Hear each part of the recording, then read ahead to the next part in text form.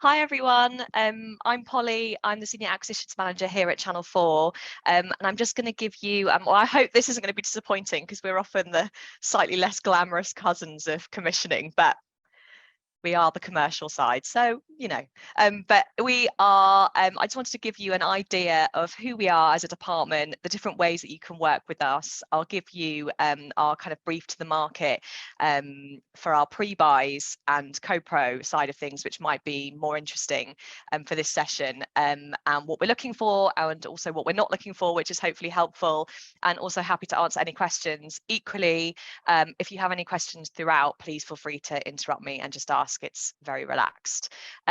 So who are we? So we're quite a small team, an acquisitions team. So I look after series acquisitions along with Nick Lee, who heads up over acquisitions and film.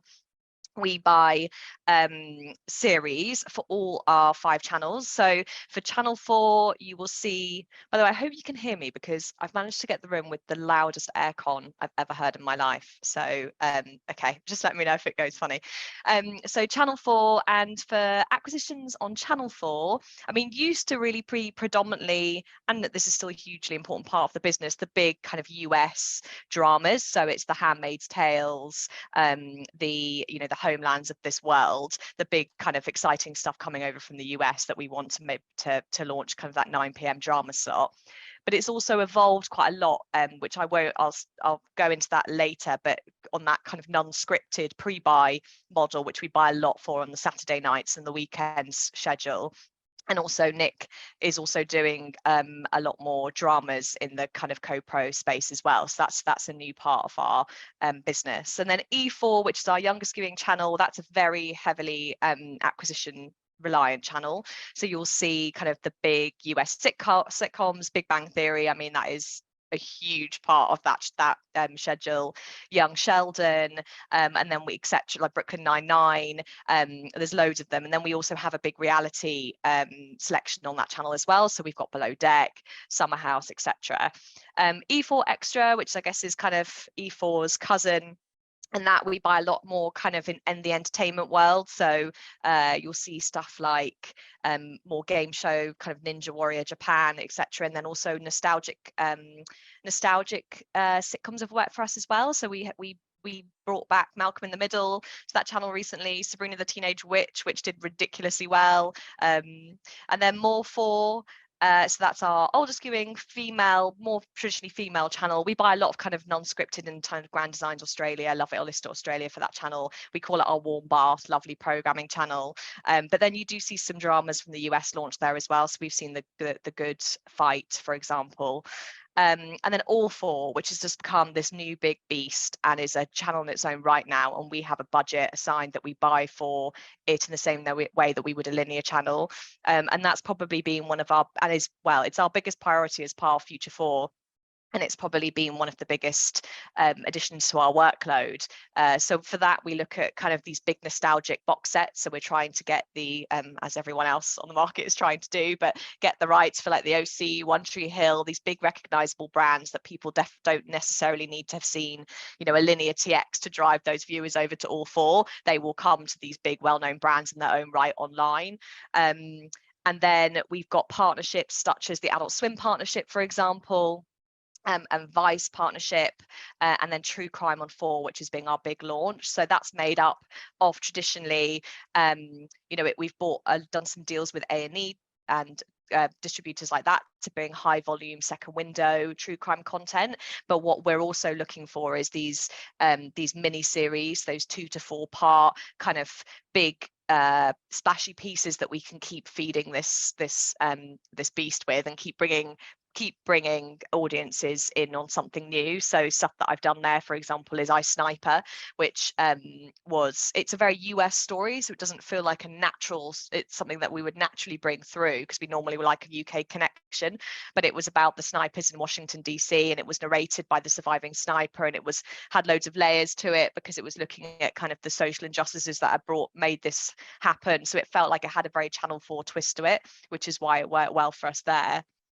But I guess the market has changed massively for us. So where we would traditionally have been a department that just reached out to buy finished tape, which is something that is still, you know, incredibly important, with the consolidation of the studios, I mean, Disney, Fox, Paramount, Viacom, CBS, etc., these big players for us that is now merging and often have their own streaming sites. So they're taking their content that they would have traditionally bought to the market to pitch to us and taking it straight off the market, and it's going straight to Disney Plus, for example. And then the rise of the streamers who just have huge budgets that we just don't have the luxury of as a public service broadcaster, and also some you know, a company heavily relying on overnight. So you know, we can't take these huge risks spending millions of pounds on something that we don't think is going to necessarily make that money back on the overnight schedule, because it's just, you know, it doesn't work for us.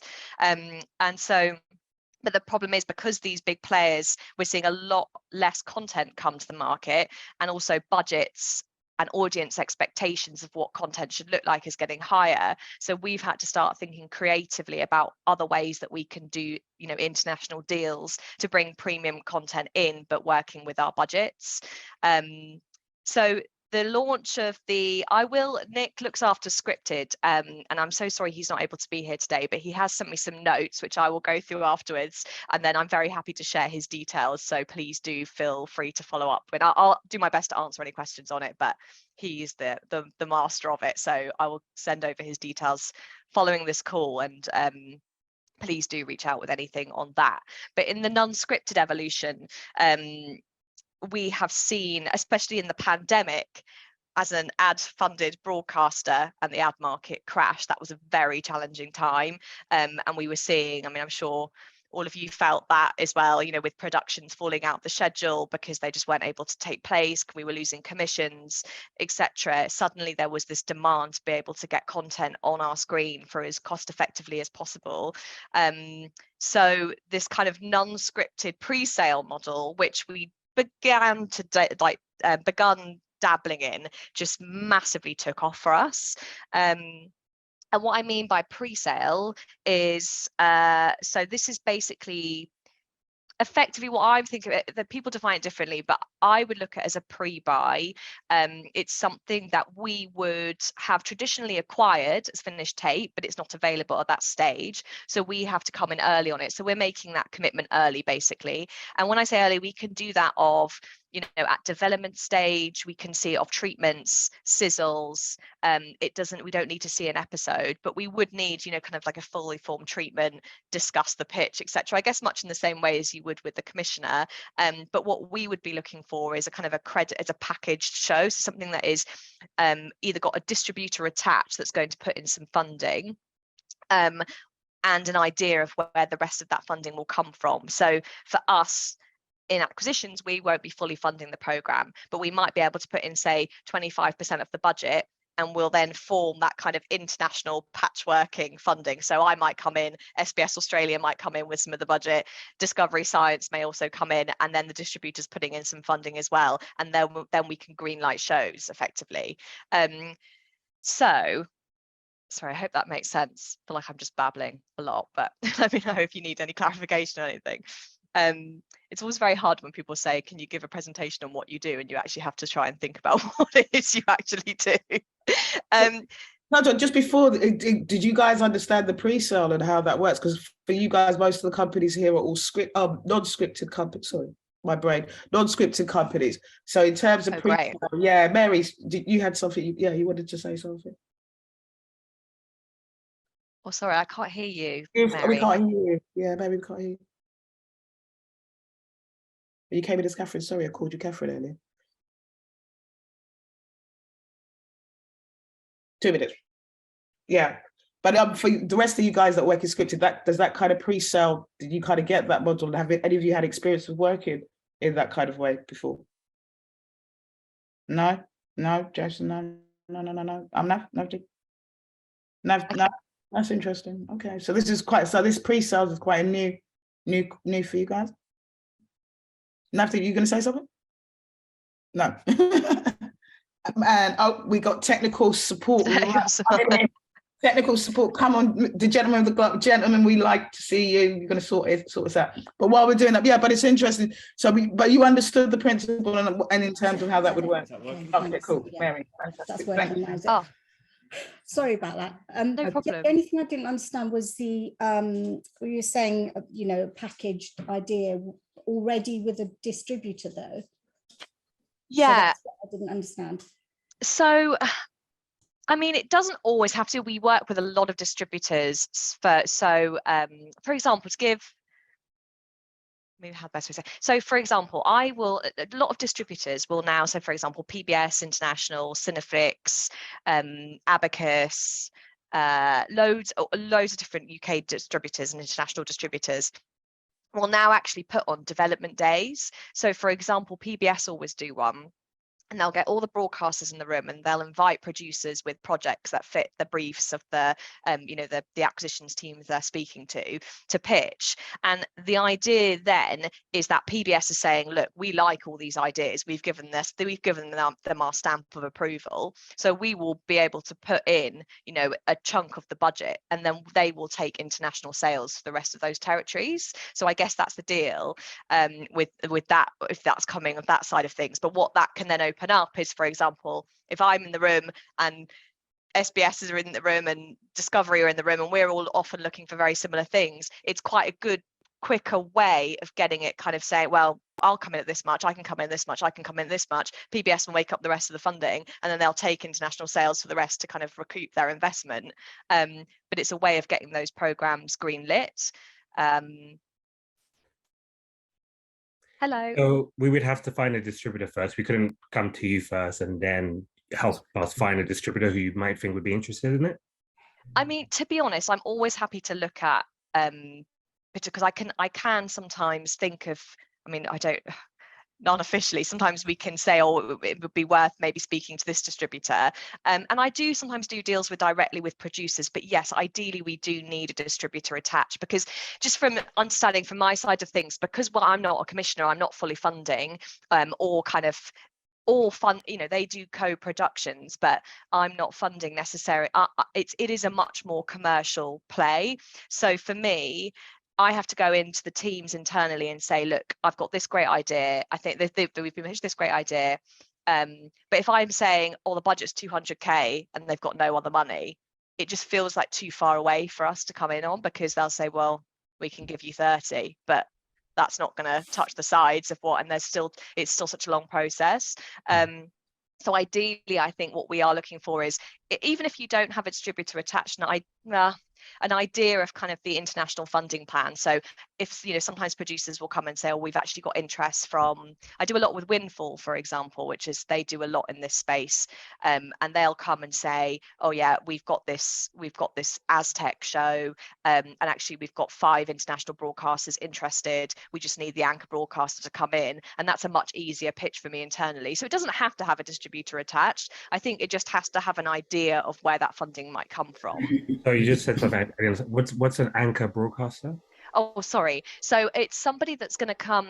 An anchor is often the person that comes in, is probably paying the most and will be able to give some editorial consultation, because that's quite a key part of this model, actually. Whereas we don't require any editorial in the same way as commission, because we're coming in early, and it is a bigger risk for us, and obviously we have to justify that it's going to be a commercially minded investment. We might say we would like some minor editorial consultation, just to ensure that the treatment is kind of, it's going to have that Channel 4 tone to it, if we are the majority funder, for example. What we can, and I mean, it doesn't always have to be the majority funder. I think this model can be frustrating sometimes, because it can be a bit chicken or egg. So I understand that it might be annoying for a producer or distributor who might come to me and say, oh, I've got this project, and and I'm like, yeah, that's really interesting, but I need international funding. But their international broadcasters will only come in when Channel 4's comes in. So, there isn't, like, it's not hard and fast. We can have that flex. But yeah, it's normally someone that they've got attached, predominantly from the UK or US. So a big US, because that's where I guess traditionally the highest tariffs are coming from. So it's easier for them to then open up international sales if they've got like a BBC or a Channel 4 or a Hulu, etc. attached already. Does that make Can sense? I ask a question? You said co-pro. What did you mean by that? And the second question was, if a commissioner is interested at Channel 4, do we come to you or do they come to you? How does it work? So this is where I can get a bit of a grey area, but co-productions, I mean, for me, I guess I'm looking, you can go via both. So the commissioners do co-productions, and they will traditionally come in as part funders, and they'll have higher budgets that they can spend often, and they will then want more kind of much closer editorial. And it's often those will be slightly different to what I'm looking for, because they might be more remit driven pieces. They'll have different remits to what they're looking for. For me, with co-productions, I don't do so much. But when I do, it would be more if it's very international. So for example, if there is pretty much kind of a US commission, and then they want someone to come in as a UK partner, then that's something you could bring to me if there's firm international funding. But I guess the difference is probably I'm looking for more, and I can give you the brief of what I'm looking for, but I guess I'm probably looking for some of the less sexy stuff. I'm looking for some of the kind of more commercial stuff that we would have bought on the open market, that we just don't have the luxury of bringing, bringing that through finished. So we do have different remits. So for example, I get pitched a lot of, amazing current affairs stories, and or documentaries, which are quite, they're more remit driven, and I can say that's an incredible story and I would watch it personally. But for me, I'm targeting that kind of 8 p.m. Saturday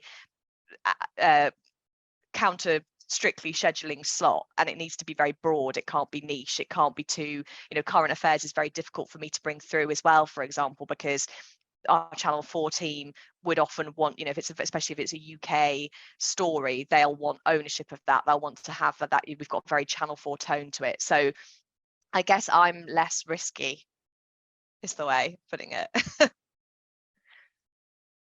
But I do work very closely, sorry, the other answer to your question, I do work very closely with the commissioning teams. So I have like a monthly routine with all of the factual commissioners, and we pitch all the projects from the market. And for example, if there's something that they might be interested in getting involved with, that's something that, we are very closely linked. So it's, equally, sometimes I get projects like what I've just described, and I'll then connect them with the current affairs team. So it's not kind of I'm part of the commissioning team, and we work closely together. So it's not too disjointed. Used to be more, but it's not anymore. And it's kind of a new, as you say, it's a new way. So it's still finding its feet a little bit. But I'll give you a brief of what kind of I'm looking for in terms of my brief out to the market that I'm speaking to distributors and producers about. So for me, my main priority in this model is the main channel. We've got kind of that 7, 8, 9 p.m. slot on a Saturday or a Sunday night. And that's, 9 p.m. I've actually got a lot more hours to fill. I'd never have normally bought stuff for 9 p.m. But, excuse me. But with the pandemic, absolutely destroyed the film market for a while. So new films weren't coming into the cinema, they weren't being launched, and that's meant that our 9 p.m. film slate is looking a little bit depleted, because we just haven't had that content come through, and they buy years in advance. So we've now got 9 p.m.s to fill, and so that's kind of a new part of it. But what I'm looking for really traditionally in that slot is and that the early peak slots is your secret histories. So it doesn't have to be, it can be ancient and modern, but they have to be kind of there's a new piece of evidence. So for example, I do a lot of like lost pyramids of the Aztecs, lost treasure tombs of the ancient Mayans. Chernobyl, the new evidence, is a really great example of something that's worked well for us recently. So I brought that through as a part of the PBS development day. And so that was a co-pro between us, Discovery Science, I think France Television was in on that as well, and potentially SBS Australia or ABC. And the reason that worked well for us is because while Chernobyl was very timely, there's nothing like the threat of nuclear war to get people watching stuff about nuclear, unfortunately, but also there was some very 3 clear pieces of new evidence that they were able to talk about. And that's what I'm always being asked, like, what are the headlines, what's new about this series? And then we also do kind of some travelogue in that slot. It's harder to bring through this model because really for travelogue, we need to either be unhosted, which is something that is interesting to think about in productions, I think. If you're going to be looking at this model, try not to, we don't need it hosted. I'm not as fussy about that. Whereas obviously for commission, you'd want a UK host. I'm happy to kind of put a UK voiceover onto it, and we can do that ourselves internally.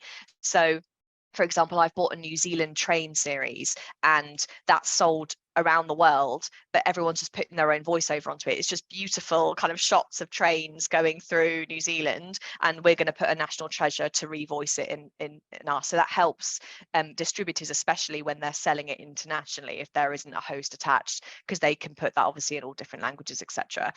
But the ones that have worked, if we are going to have a host, we do need it to really have kind of it used to be a UK and well-known host to come via acquisitions. I guess the reason for that is we aren't commissioning it, so we're not having the same editorial involvement, and often if it's new talent, that's incredibly important, but the commissioners really need to be there to help develop that talent to launch them on the channel. It's not really fair to kind of launch them in something that we haven't got a commissioner attached to, I don't think. So that's not something that we would bring through. But for example, stuff that's worked for me there is like Griff Rhys-Jones in Canada. That's done really well recently. We've got Bettany Hughes' Treasures of the World. That's launched in that slot. Tony Robinson's Britain's Forgotten Wars. And then anything transport, I mentioned trains. We absolutely love trains, planes, buses. They just can't get enough of it in that slot. Royals works really well. That can be very archive based. We've just had Charles, our new king, go out. We have a royal guide too, which we do with woodcut. Kind of very, beautiful Getty archive basically led pieces. And then anything that does fit that warm bath, which is actually a really horrible expression, but programming, that kind of lovely strand. So beautiful drone shots of lighthouses or landscapes, walks with my dogs type territory is stuff that we're interested in. We love, access to anything that's kind of well-known British landmarks or well-known landmarks is interesting, but again, I think it's trickier to bring through this model. So I try not to pitch it out too much, because I do think, again, in a similar way with talent, if you've got access to somewhere and it's an obdoc and you're looking, the way that Channel 4's tone with that is often you're looking at the person that's looking after the lifts and the gardens, and you have, again, that needs kind of editorial direction, and so it's harder to bring through with lots of international partners. And then for more for, we don't buy, and actually to give you an idea just of tariffs, and don't hold me to it because it does vary, but I guess we're looking for Channel 4 anywhere between the kind of the 30 to 50k mark that we can come in at, dependent on the budget. I mean, we sometimes can push that for the right thing, or if the budget's particularly large and we're looking at the percentage, then we can have that conversation, but that's kind of safer territory for us. Sorry, Polly, just go back. What was that for? I just missed the first bit of what you said, what that budget's for. Sorry. So that's for that kind of Channel 4 non-scripted pre-buy slots for that weekend slots. That's the contributions kind of we're looking at contributing. So you have to get the rest from the various other buyers. Yeah.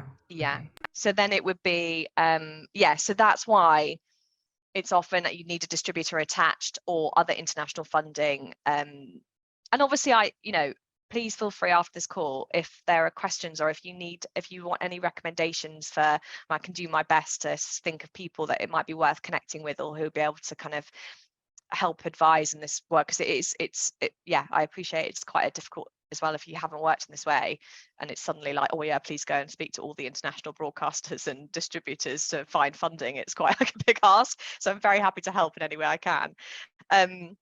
And then for the brief, in terms of more for, we don't buy as much for in this model because of the fact that their budgets are so much smaller.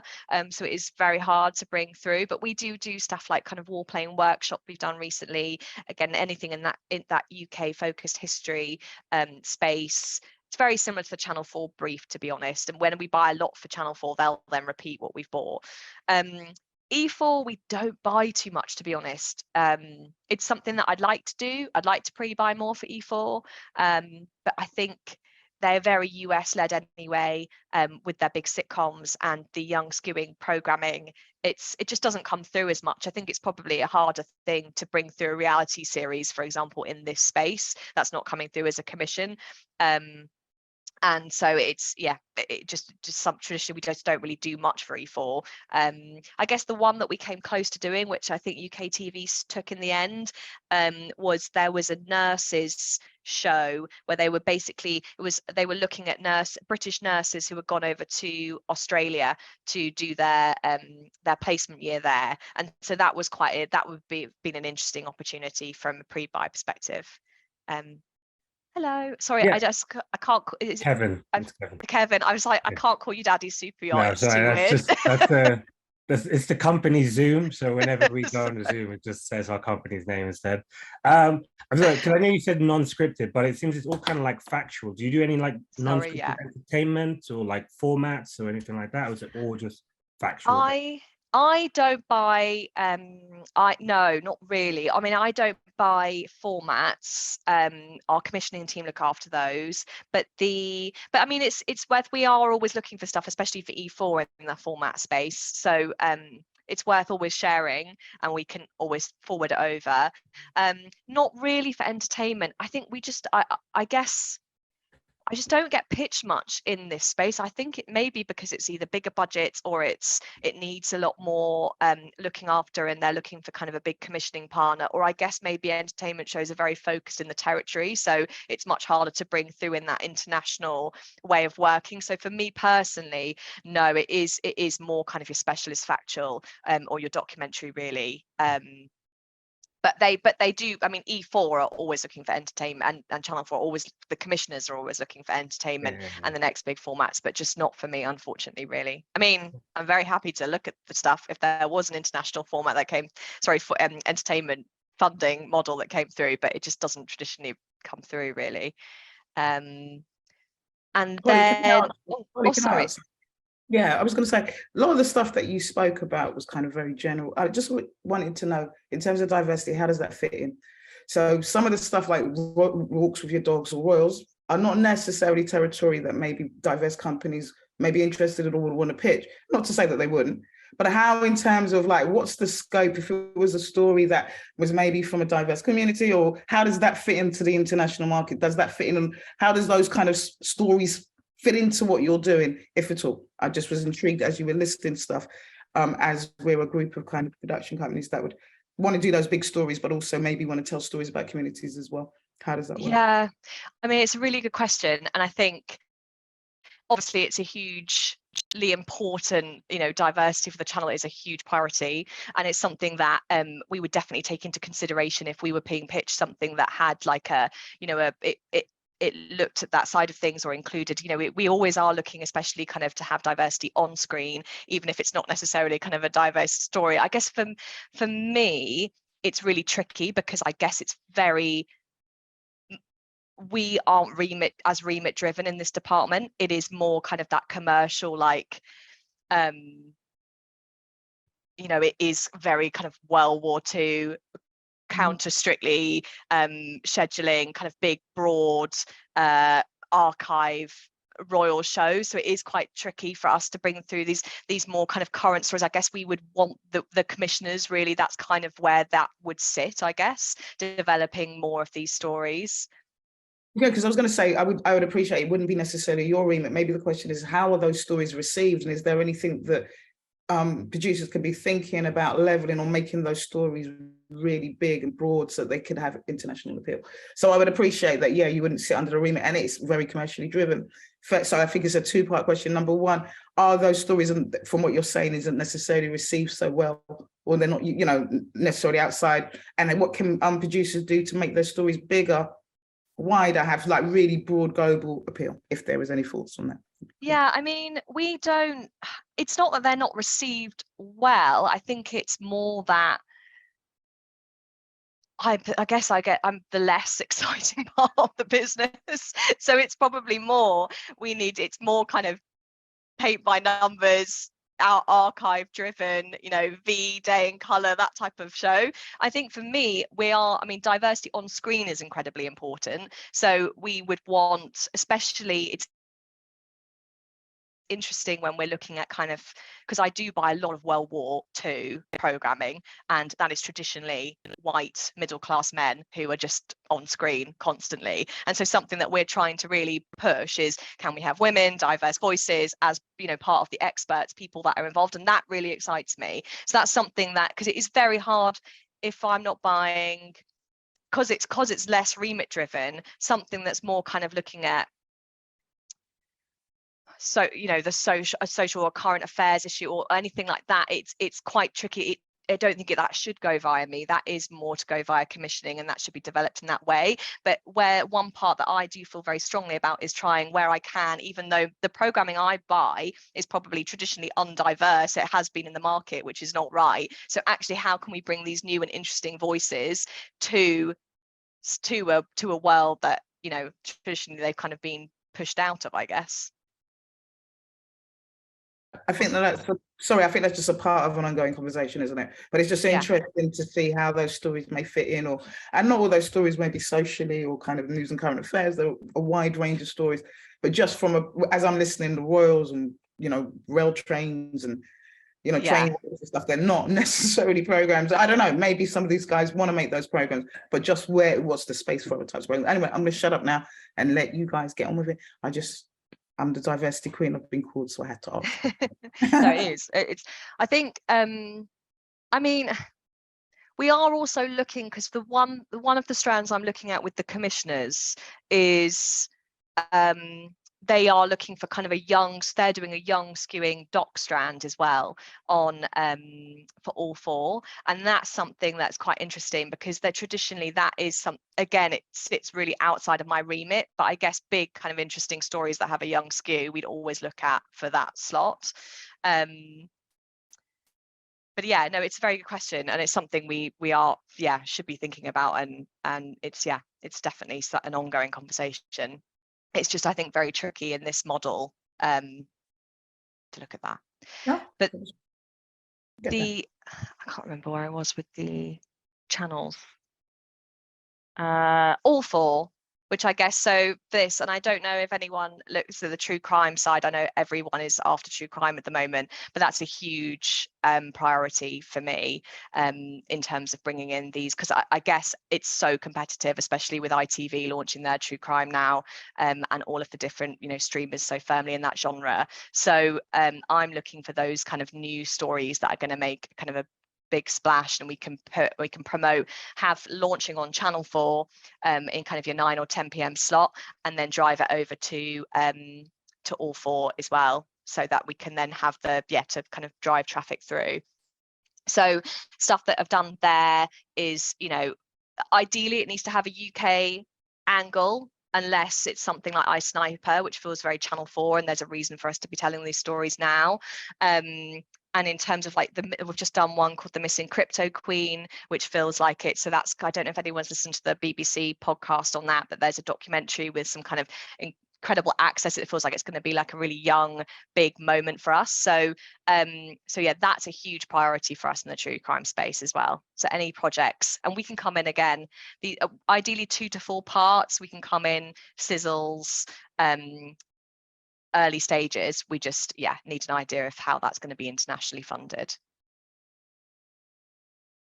And then I have some notes from Nick, which I'm going to read. So I'm sorry, this is very not as professional as I would like to read off. But if there's any questions, again, I will try my best to answer on the scripted side. But it's not a world that I do. I do buy finished tape for scripted, but I don't do the pre-buys. And I guess it's a new part of the business, really, again, coming from that side, that we're just not getting content come to market in the same way as we did. So because of the consolidation, the studios, like for example, we have LA screenings once a year. Disney didn't even bring a slate to LA screenings this year because they're just taking it for themselves and their own platforms. So that's a huge content pipeline, which is just diminishing for us. So that's why Nick's starting to now work with the drama team to see if we can come in on these kind of international funded projects, of which something, for example, like Viaplay are very active in, and they might then put a lot of money in for kind of the Scandi broadcasting, and we can then take a UK partnership opportunity. And it's also good, I guess it's a bit of a win-win, which is similar in terms of the pre-buys. If it's money that we would have traditionally spent in the US market, so if we can be spending this money and kind of helping UK production companies and UK companies, then that feels like it's a good thing to be able to do, because otherwise it would just be going in Disney's pocket. So I guess it's slightly different in tone from the associate with commissioned drama. You know, it's broader, accessible, it's more marketable, it's similar, it's more commercially minded, I guess. 4 to 6 part domestic psychological drama thrillers, female-led, marketable, known lead talent.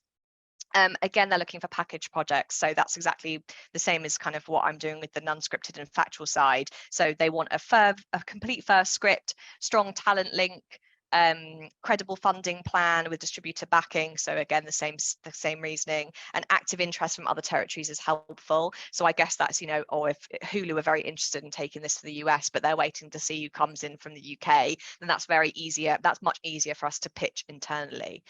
And also we then have an idea, because every different broadcaster and all the international broadcasters, as we do, have their own tone. So it's good to understand, you know, if you're getting something from Reels versus Hulu, you've got an idea of kind of what the different, whether it's going to be right for us. The budgets, region of 1 to 1.6 million in EP, and then we would be in region of 20% in terms of our input, project dependent.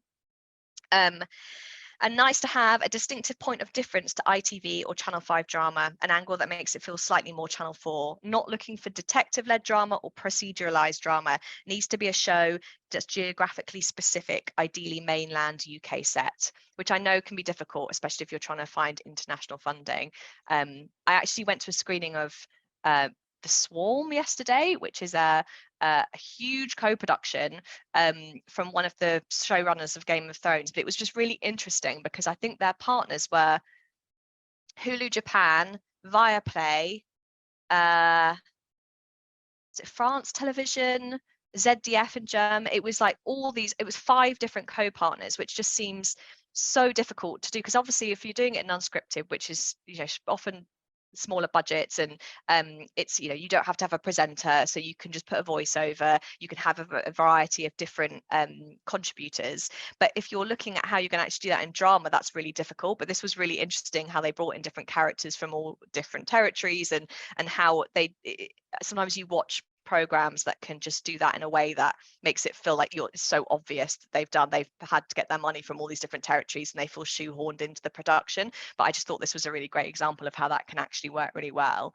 And then examples of how we've done that is Close to Me, which was the one that we did last year, and that was the first in this space. And the talent has completely escaped me, but that again, female-led psychological thriller, which had UK base. Oh, sorry, Kevin.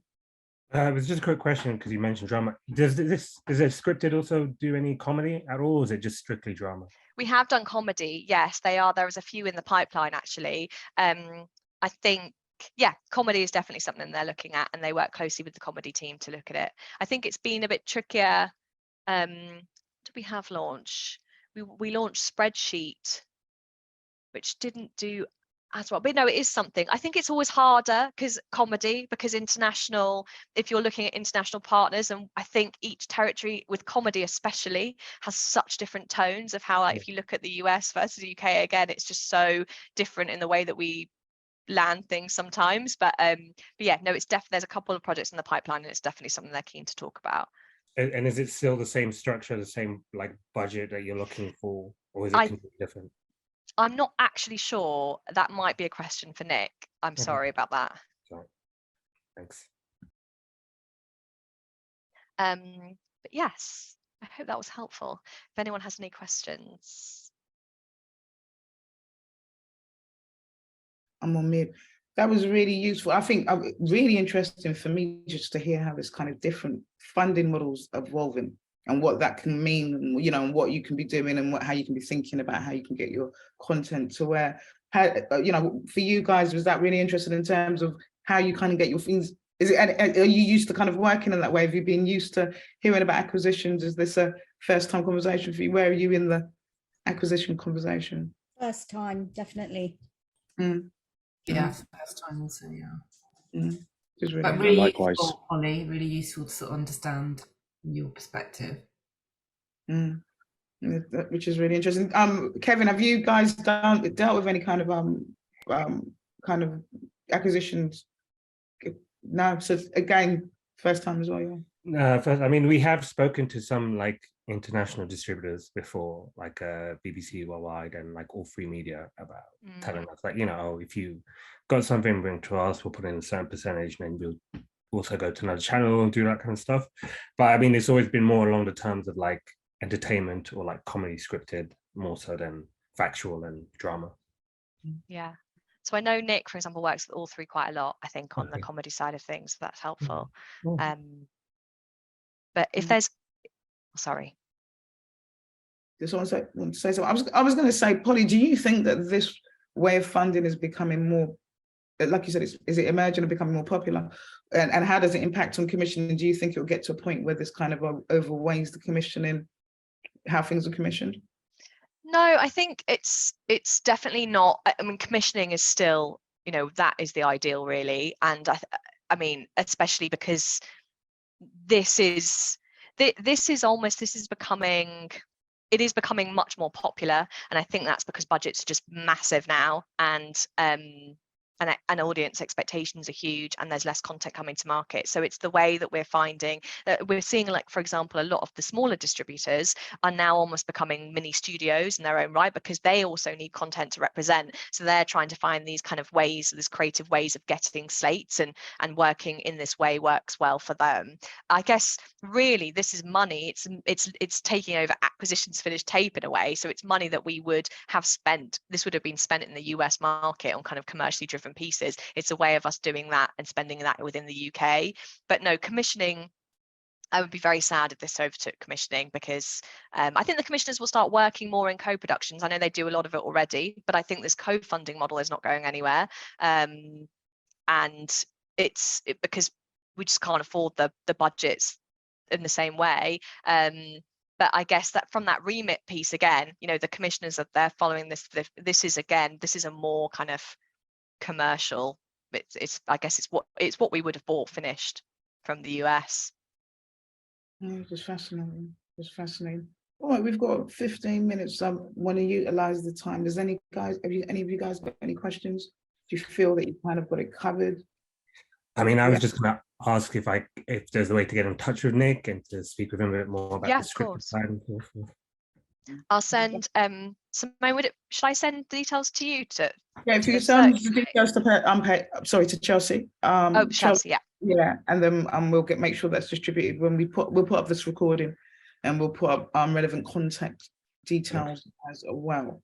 Do you know what I mean? And as it's kind of new, I think it's one of those things where people need to kind of sit down and kind of, oh, okay, how does this look with the kind of content that I'm working on, and how would that work? And I suppose, having had that, they'll be emailing you with loads of questions in terms of, oh my God, I can see how that would fit into a particular project. Yeah. If we haven't got any more questions, rather than just keeping us online, because I get that you all are really busy, are we happy to wrap now? Are we cool with that?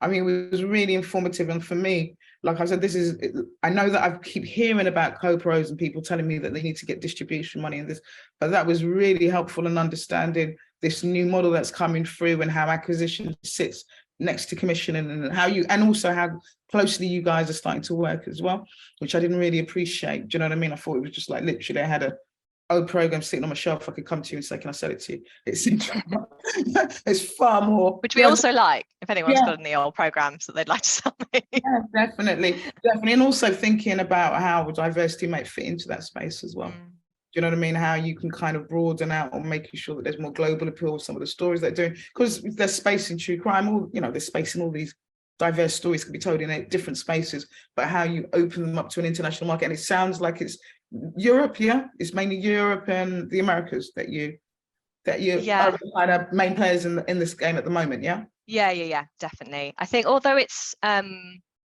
it's changing, because it was really interesting to see, for example, at that co-pro yesterday with Hulu Japan, and how that was changing, and how that, and in fact, you know, they made that fair point of how they thought it was going to be a very European US show, and that funding and that contributor and the different editorial conversation changed the show for the better and made it more interesting. So I think that's a really good point. We should be thinking about how we can broaden the appeal, and actually that's made me think about different funding partners and what that could bring to a production.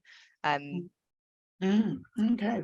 all right, well, Polly, that was fantastic. Thank you so much for your time.